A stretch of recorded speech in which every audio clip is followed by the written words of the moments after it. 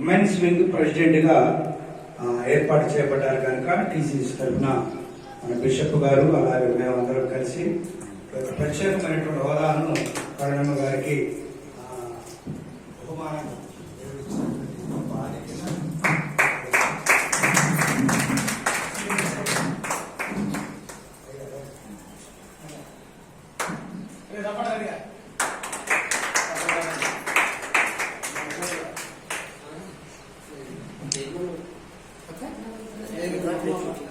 తీసుకొని మంచిది ఈమె నాత్ని కుమార్తె అండి పెళ్లి కూడా నేను చేశా చిన్నప్పటి నుంచి నా దగ్గర పెరిగింది ఏమో చాలా సంతోషం. ఇస్రాయల్ లక్ష్యం ఒక వచ్చిన పాట పాడిన తర్వాత ప్రేమ్ చేశాను.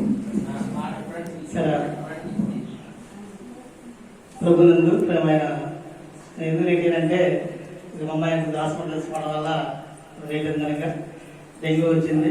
ప్రార్థన చేయండి. పరిస్థితికి పోయినా పోయి చాలా నీట్ అయింది. ఏదేమైనా కూడా క్రైస్తవులో తక్కువ జనాభాని మానవ దేవుడని తెలంగాణ ప్రాంతంలో ఎక్కువ శాతం కూడా ఈ బిరుదులు ఎక్కువగా ఉన్నాయి. ఎక్కువ విషయం ఏంటంటే మతాన్ని మారుస్తున్నారు అనే మాట మొదట నోటి నుండి వస్తూనే ఉంది. నేను తక్కువ కాదు, తక్కువ జాతంలో కాదు మేము అని మొదట్లోనే క్రైస్తవులు పోస్టర్ ఉండాలి. అందరూ కూడా ముందరికి వేయాలి. ఎవడ చెప్పిందిరమే తక్కువ జనాభాని నీకెలా రాసిందిరమే తక్కువ జాతులనే అన్న గట్టి మాట. ఎవడ చెప్పిందిరమే తక్కువ జనాభాని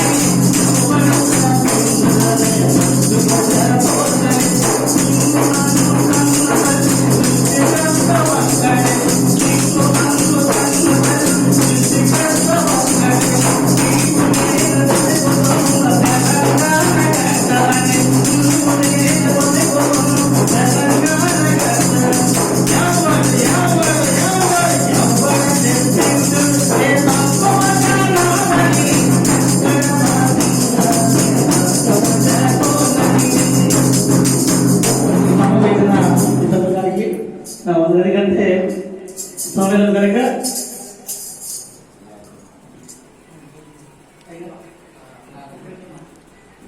మంచిది ఆత్మదేవుడు లేదు కనుక బాగలేదు. మరి సమయంలో ఉన్న మధ్యలో లాయర్ గారు సుదర్శన్ గారు వచ్చి ఒక 1-2 మాటలు కరెంట్ 1-2 minutes లో పూర్తి చేస్తారు. మొదటిగా తెలంగాణ క్రిస్టియన్ కౌన్సిల్ ప్రెసిడెంట్ కృతజ్ఞతలు తెలియజేస్తున్నామా. వేదికల మీద ఉన్న ప్రతి ఒక్కరు కూడా నా హృదయపూర్వక కృతజ్ఞతలు. నా పేరు కలిపిడి సుదర్శనం.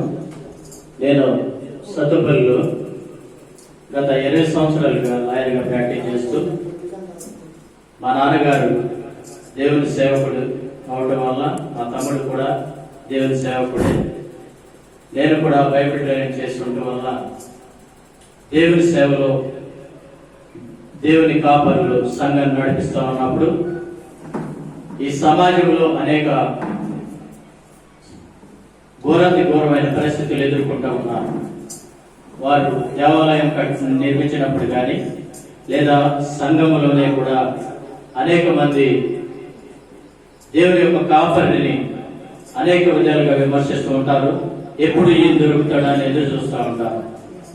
ఈయన మీద కేసులు పెట్టాలి, లేదా సంఘాన్ని గలిబిలి చేయాలి, సంఘాన్ని విడదీయాలి, సంఘంలో సమస్యలు సృష్టించాలి అనే విధాలుగా వారి ప్రయత్నాలు వాళ్ళు చేస్తూ ఉంటారు.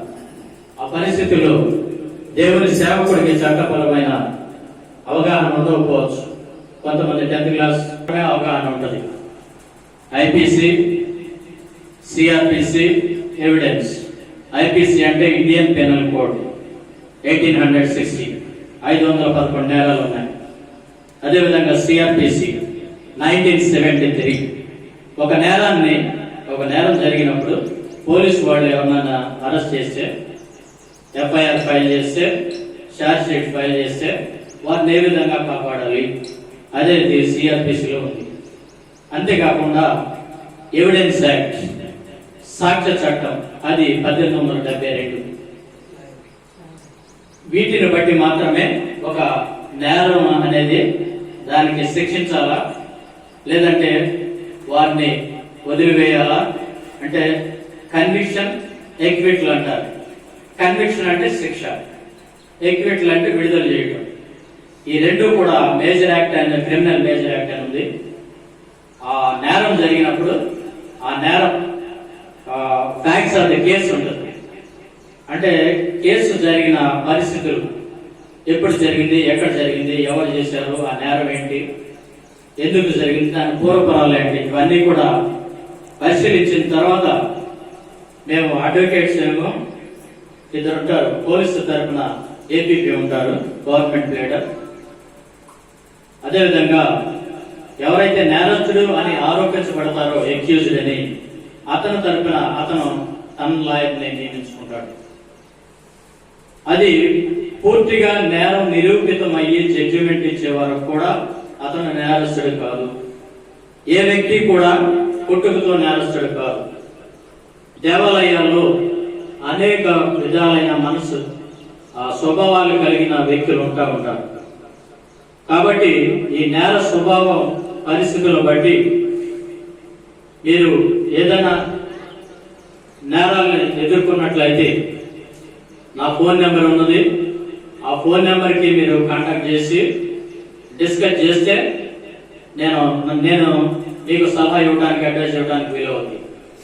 ఒకవేళ ఏదన్నా కేసు ఫైల్